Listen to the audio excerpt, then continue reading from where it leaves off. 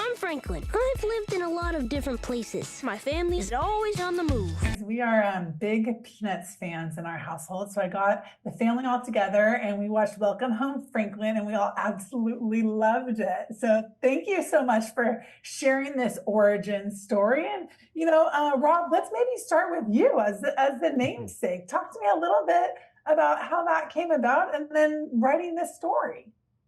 Oh, it's very interesting. It happened a while ago. Charles Schulz brought Franklin into the cast, as you may know, back in the 60s. I was a child. I was 6 years old. He named him Franklin Armstrong in the 90s when I was a 26-year-old man. His decision to do that, I don't know. I don't know why. When he asked me my permission, I thought he might have been off his rocker, to be honest with you. I just thought, I don't deserve it. Like, it's so huge. But I accepted it with grace. I told Schulz it was an honor. Sparky, I called him Sparky. It was an honor. But the pressure is on when that happens. I mean, this is an iconic character. The whole world knows Franklin.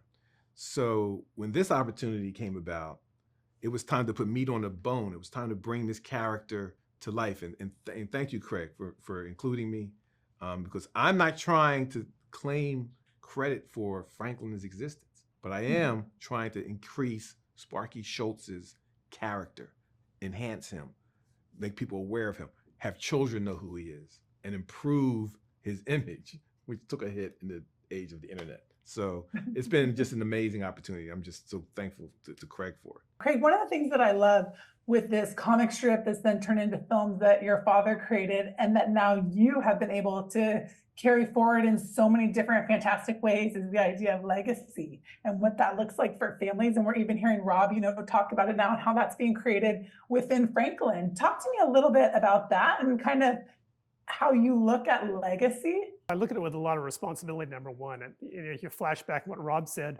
prior to 1968, when Harriet Glickman called my dad and said, you need to put a black character in the comic strip, there really were no black characters in the comic strips. It just didn't exist. Rob was 6 years old, like he said. And Harriet was kind of fed up that no one did that. So she contacted my dad. And then it's a quandary for him because number one, he always wanted to do that, but he had no idea how to write it. He didn't know how to write for a black character. He didn't want to offend the black community in any way.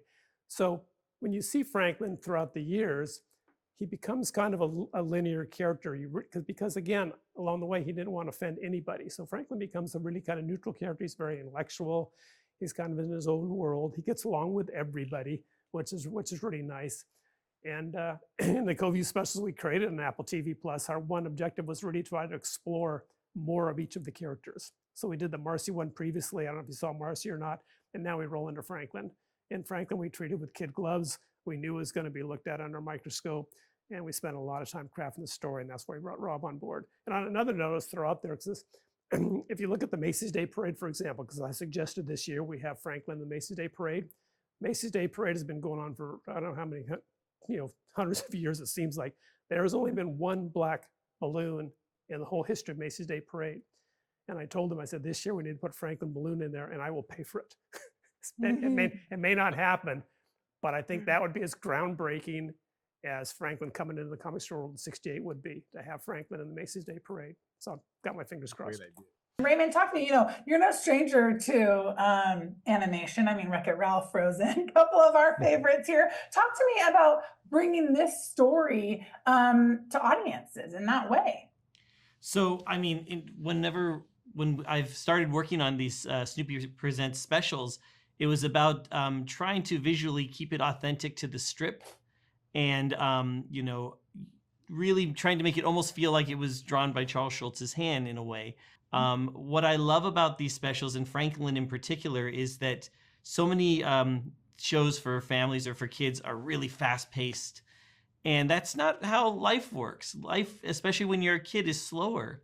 You have a lot of time to get to know someone and just to hang out with someone. You get to become best friends with someone just because you happen to be wearing the same shoes.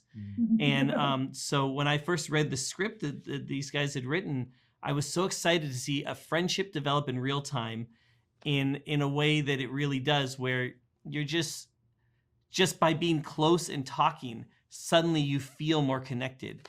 And that Franklin gets to learn he gets to learn to be himself.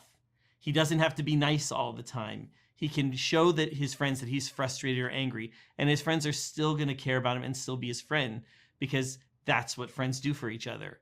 And I love that we got to show that in this special. Love the topic of friendship and the way that it was approached, whether that be, through a book and cues or the last kid picked, even down to the idea that if I can do something amazing, then they'll want to be my friends. But at the end, it's really just about being there for each other and putting others first. Yeah, exactly. I know we don't have too much time, but Robb or Craig, maybe talk a little bit about the story and how friendship was able to be developed so that we all felt this way. Well, I just jump back on my childhood growing up, and the idea of building something together with a friend where now you're so distracted with what you're building that the typical just conversation just kind of flow, and you invariably start discovering the inner workings of the other child. Friendship is tough. Like I appreciate Franklin's struggle. I had the same thing. I had so many things that were similar to Franklin that at times it was complicated writing for him, because I talk about myself. And Craig would keep me on track with that. He said, "What are you talking about right now?" It's like, is that Franklin or you? I'm going, who knows? I don't know. But he has to learn not to try to win friends over. It's not a childhood thing. Grown-ups, me and you, we have to not do that. We're not here to win people over. We're not trying to wave our resumes in front of people and get a friend that way. And Franklin comes into this trying to do that. By the end of this special, he sacrifices for others, and by doing that gains friendship. It's one of the most poignant messages I've ever seen. Forget about cartoons. I've never seen, this is a poignant message you don't see in media that much. But that's a Peanuts thing. Charles Schulz put the Lord, Jesus Christ, in a Christmas special. And even CBS thought, well, there goes that. They were never gonna, and guess what? A classic. And I think we messed around and made another classic. That's what I think.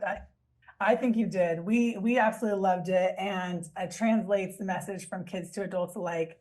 Thank you guys so much for taking the time, and I cannot wait for audiences to see this. Thank you. Thank you so much. Hey, Franklin, we saved you a seat over here. You found your home when you're surrounded by good friends.